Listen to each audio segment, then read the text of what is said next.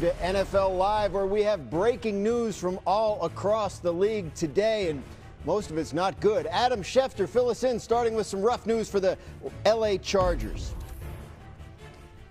No, Dan, lots of bad news across the league, starting with the Chargers and center Tyler Biadasz, who signed a 3-year, $30 million contract, but wound up hurting his knee yesterday. There's damage to the ACL. There's other damage in the knee as well. He's going to be out indefinitely, and the Chargers are going to have to find another solution at center for an indefinite period. And speaking of devastating injuries, the Houston Texans wide receiver Jayden Higgins, who was locked into being Houston's #2 receiver this year, suffered a torn ACL. He is now out for the season. A devastating blow to Higgins, a big blow to the Texans offense. They are now one weapon down. And another team that is now down, another weapon, is the New Orleans Saints, who this week also lost wide receiver Jordan Tyson. Now have lost running back Alvin Kamara. Has got a sprained MCL. He's going to miss at least a month. That could sideline him into the start of the season, and that's going to mean a larger workload for Travis Etienne, their free agent running back addition. And speaking of losses, Jonathan Greenard, whom the Eagles traded for during the draft from the Minnesota Vikings, has been dealing with a pec injury, and the defensive coordinator of the Eagles, Vic Fangio, said today there is concern that he's going to miss the start of the season. And that's not the only injury the Eagles have had. Mekhi Lemon has been dealing with a hamstring injury. He was back at limited practice today. Meanwhile, Tyler Warren, the Colts' outstanding young tight end, just left practice a short time ago with an apparent groin injury, still in uniform without a helmet, probably done. If this sounds like Breece Hall from earlier in the week, maybe it is also a groin injury. Hopefully it's not too bad for Tyler Warren and the Indianapolis Colts. Well, there is Adam bringing us all down to start the show here on a Wednesday with a rip of injury news from around the league. Let's get everybody outside into the nice weather in Foxborough, where the Eagles are facing the Patriots in joint practice today, which of course meant a reunion between A.J. Brown and his former team. Also meant Sal Paolantonio was on the scene, and after practice he caught up with A.J. Brown. Listen to this. That first route, that 9 route, down the sideline, they called your number right from the get-go. Did Q get away with a hold there? Just a little bit. Just a little bit. But he pulled himself back into play. You know, obviously there's no call, so it doesn't matter. So he won that rep. You know, I got a lot of respect for Q, man. He's incredible. He's going to continue to get better, and I'm expecting some big things from him. What do you think of your quarterback? You're spending a lot of time with Drake May after practicing one-on-ones, right? Just going through film, going through your catch tape to try to improve. What do you think so far of his approach?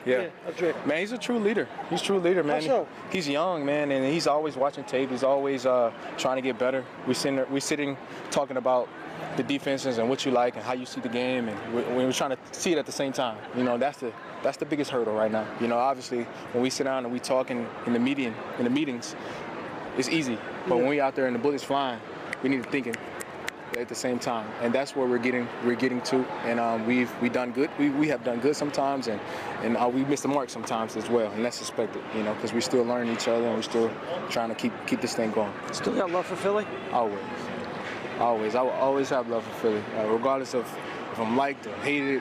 It's love. You know, we won a Super Bowl together. I'll never forget that. I love my fellow teammates. I still talk to them. It's love, man. Talk to Jalen?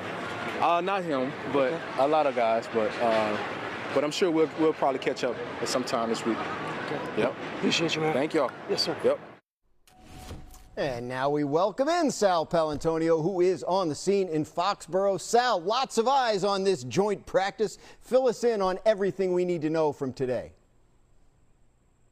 Well, Dan, the big headline, obviously, from today is that A.J. Brown revealed that he's not talked to Jalen Hurts since the trade to the New England Patriots. That was the headline. And, of course, Jalen Hurts recruited A.J. Brown to Philadelphia. They won a Super Bowl together. A.J. Brown's daughter, godfather, Jalen Hurts. So they've had a long emotional connection, and now they're not talking. He said he was going to try to catch up with them before he leaves this town tomorrow after the game on Saturday, and we'll see if that happens. But for me, from a football standpoint, Dan, the big headline out of the New England Patriots in this practice is that A.J. Brown, far and away today, for both teams, was the best wide receiver on the field. He caught 6 of 7 balls. Remember, this is a guy that got not only one but 2 $100 million contracts out of the Philadelphia Eagles. He was 30% of their passing offense last year. Patriots lose Stephon Diggs. They got to try to get back to the Super Bowl. They brought in A.J. Brown. It looks like all of the offseason work and off-the-field work between A.J. Brown and Drake May is definitely paying off. And as for the Philadelphia Eagles, well, Jalen Hurts did throw 3 interceptions today in these joint practices. He threw a lot of balls to running backs, to Saquon Barkley and the rest of the running back crew. But when he had to go over the middle, he wasn't as accurate as Sean Mannion, the new offensive coordinator, wants him to be. So, to me, when you look at Saturday night's game in Baltimore and the joint practice today, this offense, the new offense under Sean Mannion, is still very much, Dan, a work in progress. Lots to work on there with the offense in Philly. He is the great Sal Paolantonio on the scene for us with the Patriots and the Eagles. Thank you, Sal. You already heard from Adam Schefter. I'm Dan Graziano. We have Louis Riddick and Booger McFarland along for the ride today as well on NFL Live. Louis, start with you. Based on what you saw in those highlights, what you heard from Sal, what do you make of A.J. Brown out there against his former team? It seems like he's integrating himself and being integrated into the Patriots culture rather seamlessly. And that, that usually happens when you have a lot of alignment working in your favor, right? When you have a head coach who really is advocating for you, who knows you as well as anyone. When you have someone like Josh McDaniels, an offensive coordinator, who's coached maybe the greatest football player of all time in Tom Brady, the winningest football player of all time in Tom Brady. When you have a quarterback like Drake May, who's coming off of a MVP caliber season and really knows that the relationship that you two guys, meaning him and A.J. Brown, have is going to do nothing but benefit you and benefit this football team. It's just nice to see that A.J. looks happy. He looks healthy. He understands that, look, I am the unquestioned number one here. This offense, and especially the passing game, runs through me, and they're going to put me in positions to succeed. That's why you see that big smile on his face and those nice straight white teeth just gleaming, because he knows I'm the guy. I'm the unquestioned guy, and we've got a pretty darn good football team. I thought the most interesting thing that Sal said was that A.J. was by far the best receiver on the field. To me, that spoke volumes, because you wondered how he would have handled this type of practice situation. He's probably not going to play much in the game, but he came out today on a mission, and I get it. It's just practice. It's just ones-on-ones. It's good on good. But it sounded like he came out today with a mission to show everybody, I'm still that dude.